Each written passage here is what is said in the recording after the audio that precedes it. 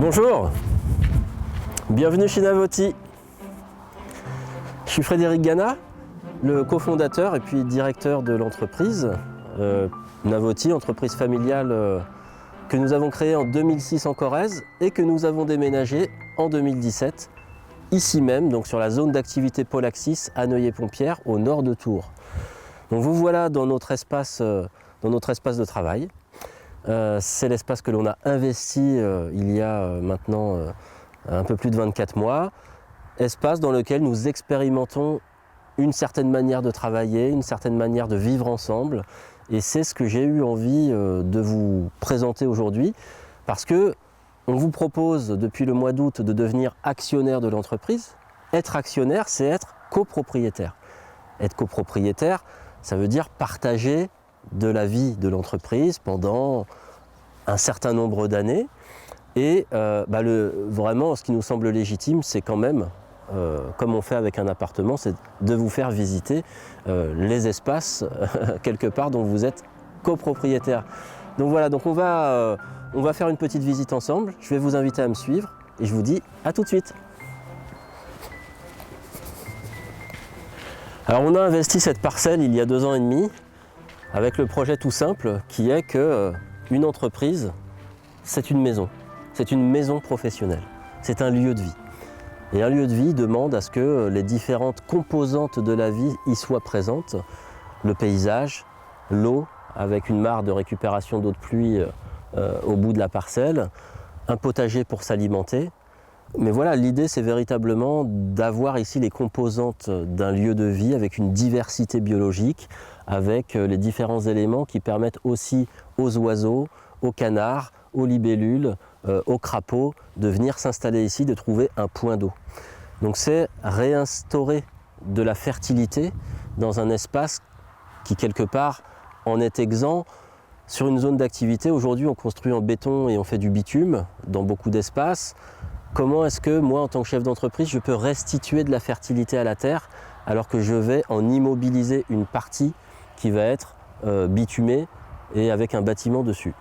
Et cette restitution de fertilité, elle se fait parce qu'on va avoir une relation vivante au paysage qui va devenir un paysage comestible avec des arbres fruitiers, un potager en permaculture et un paysage qui est investi par tous les collaborateurs.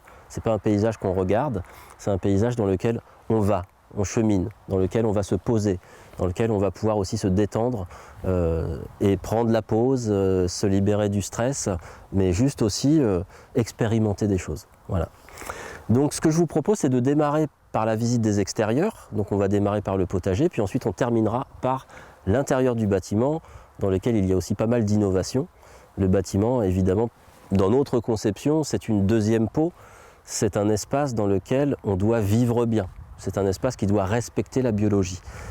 Aujourd'hui, ni l'architecture ni les bâtiments ne sont conçus de cette manière-là, ou en tout cas insuffisamment, alors que ça nous semble tout à fait fondamental. Un bâtiment doit d'abord avoir pour objectif de respecter la vie qui est dedans et le bien-être de ses occupants. Donc on a tenté quelque chose, on a expérimenté tout un tas de choses que je vais vous présenter. Pour l'instant, on se dirige vers le potager. À tout de suite. Alors on est sur une parcelle de 4000 m², dont un peu moins de la moitié est végétalisée. Donc on a souhaité qu'un maximum de surface soit végétalisée de manière à faire une sorte de paysage comestible. Donc on va mettre en place des cultures potagères, y compris dans le pourtour de la parcelle. Il y a des arbres fruitiers un peu partout. Et dans cet espace de potager qui fait à peu près 200 m², qui a une culture vivrière, donc la logique c'est qu'on puisse manger au maximum de nos besoins sur ce potager, ce qui n'est pas du tout le cas évidemment encore aujourd'hui, ça met du temps à s'installer, surtout sur une terre qui a été terrassée après un chantier comme ça. Donc voilà, l'objectif c'est déjà de retrouver le temps et le rythme de la biologie, le temps et le rythme de la pousse des plantes, de voir et d'observer, de se donner matière à observer comment le vivant se déploie et comment on peut l'accompagner à travers nos expériences et notre connaissance aussi de ces phénomènes, comment est-ce qu'on peut l'accompagner à davantage de régénération. Ce que l'on fait avec l'hygiène intestinale, on parle de microbiote intestinal, de flore intestinale, c'est un des grands thèmes de travail de Navoti. Et bien en fait, on va retrouver les mêmes processus dans les premières couches du sol, la première couche où l'humus se trouve, les premiers centimètres du sol, qui est chargée de micro-organismes. Ces micro-organismes, ce sont les mêmes types de bactéries que nous avons dans nos intestins. Donc la qualité de relation que l'on peut entretenir avec son microbiote intestinal vaut la qualité de relation que l'on peut entretenir avec la terre. Les mécanismes de régénération du ventre sont les mêmes que les mécanismes de régénération du sol. Donc c'est ça que nous expérimentons, c'est à la fois vivrier, à la fois un espace d'expérimentation, d'observation, de contemplation et de faire, de mettre la main à la pâte. On ne peut pas envisager, résoudre et trouver des solutions aux enjeux auxquels on est confronté aujourd'hui si jamais on ne retrousse pas ses manches pour mettre la main à la pâte, expérimenter, s'éprouver face au vivant. Donc c'est un espace de vie avec une partie du coup en but de permaculture. Donc on utilise aussi des techniques existantes. On a fait venir InnoCanadas qui a animé deux stages collectifs de permaculture sur le site pour ériger ce potager. On a également un potager en trou de serrure qui nous intéressait pour la partie compost notamment qui est au milieu, parce que nous, étant 6 aujourd'hui sur le site et ne mangeant que le midi sur place, on va avoir peu finalement de déchets végétaux.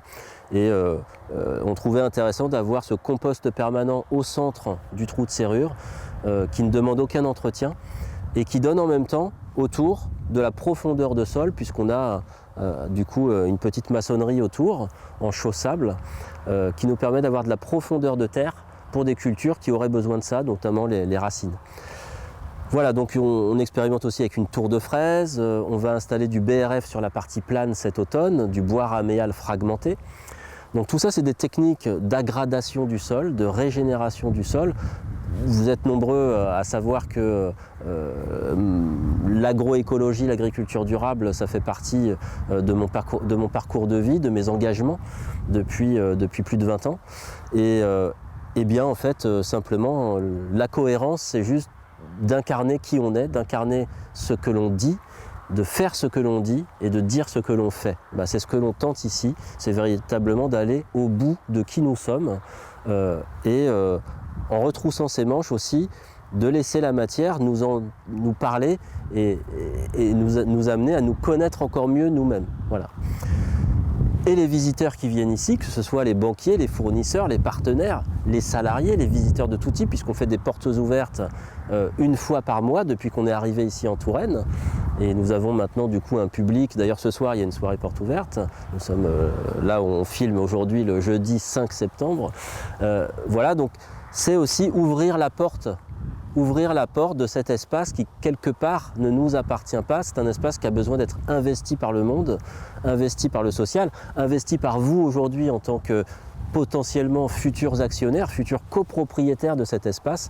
Fondamentalement, l'objet de cette opération, c'est ça. C'est de nous ouvrir au monde, que cet espace puisse profiter à chacun dans cette expérimentation avec le vivant pour trouver la résilience, comment rétablir de la vitalité dans les champs, dans les sols, dans les jardins et amener une nouvelle alimentation aux personnes qui vient nourrir un nouveau microbiote, qui vient nourrir une nouvelle immunité pour l'homme par rapport à un environnement dégradé. Je vous invite après à la visite des locaux à l'intérieur, parce que c'est quand même pas ici qu'on vous prépare les newsletters, c'est pas ici qu'on prépare vos commandes, donc je vous invite à découvrir nos espaces de travail.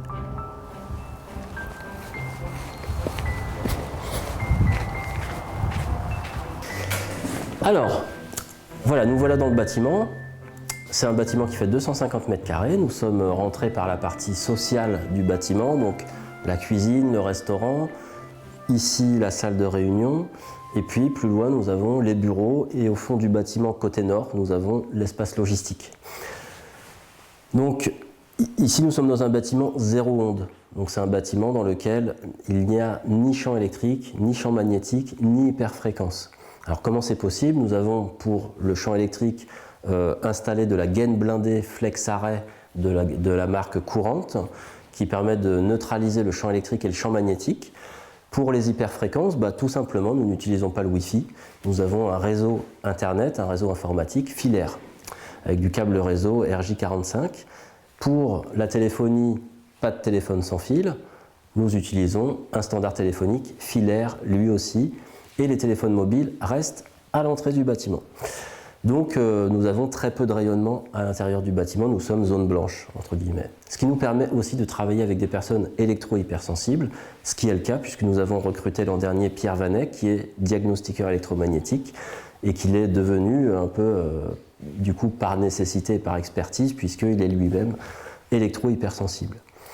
Sur les matériaux eux-mêmes, eh bien, en fait, nous sommes assez passionnés par la terre et la pierre. Nous avons ramené dans notre petit baluchon de Corrèze, quand nous avons déménagé, des ardoises de Travassac, puisque nous étions juste à côté de l'ardoisière lorsque nous étions installés en Corrèze. Et puis, nous proposons des produits earthing de mise à la terre. Mon souhait, c'était véritablement que le sol du bâtiment soit à la terre, qu'on puisse se relier à la terre avec le sol du bâtiment. La moquette, c'est isolant, le lino, c'est isolant, le bois, c'est un mauvais conducteur. Donc en réalité, en dehors du carrelage, il n'y avait pas trop d'alternatives et nous avons mis en œuvre de l'argile. Nous avons du coup un sol avec une couche de finition en argile sur la dalle béton qui nous permet de faire du earthing dans le bâtiment et de nous régénérer par cet intermédiaire. Et puis la terre, on l'a aussi exploitée sur les murs. Donc tout ça, c'est de la marque Argilus, les briques de terre crue au mur et l'argile au sol. Qui est une carrière qui est en Vendée. Et du coup, la brique va nous apporter également de la respirance dans le bâtiment, puisque la brique est un matériau, la terre est un matériau conducteur, hydrophile, qui permet les échanges d'air et d'humidité. Donc on a véritablement un environnement qui respire. Donc on va voir ensuite du coup les bureaux et je vous demande de me suivre. À tout de suite.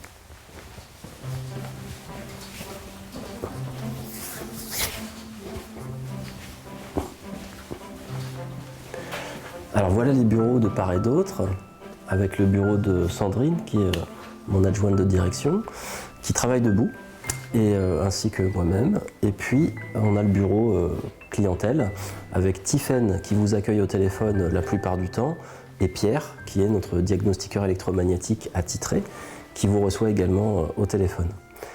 Nous avons une salle de repos, ici, qui nous permet à la fois de faire des courtes siestes et en même temps d'expérimenter des matériels de soins, puisque nous avons vocation aussi à développer des outils pour les spas, et du coup c'est aussi un espace d'expérimentation.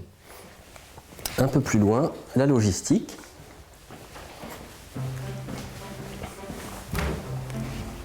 Alors nous voilà dans l'espace logistique. À gauche, un atelier de préparation de produits et de matières brutes. Et puis là, nous sommes dans le magasin où nous entreposons du coup les produits finis. Et Anthony, qui est ici, prépare vos commandes. Donc c'est lui qui reçoit du coup les commandes internet et qui va préparer vos colis avec grand soin. Et là, c'est la porte sectionnelle dans laquelle nous recevons les marchandises et par lesquelles elles repartent. Voilà, donc là on a fait le petit tour de ce bâtiment, depuis l'entrée, les bureaux jusqu'à la logistique et la phase finale, puisque c'est là que les colis repartent vers vous et vers le monde. Voilà, j'espère que ça vous a plu, que ça vous donne peut-être envie de venir nous rejoindre sur site pour partager des moments avec nous. Ce soir, alors là je vous répète, on est le 5 septembre, c'est la soirée porte ouverte, donc on va accueillir des personnes ici. Les portes ouvertes, c'est le premier jeudi de chaque mois, sauf parfois, sauf bug, mais la plupart du temps c'est le premier jeudi de chaque mois à 18h30 à Navoti, sur la zone Polaxis à Noyer-Pompière. Voilà, et à très bientôt pour la prochaine vidéo. On va partager de plus en plus avec vous de notre quotidien comme cela.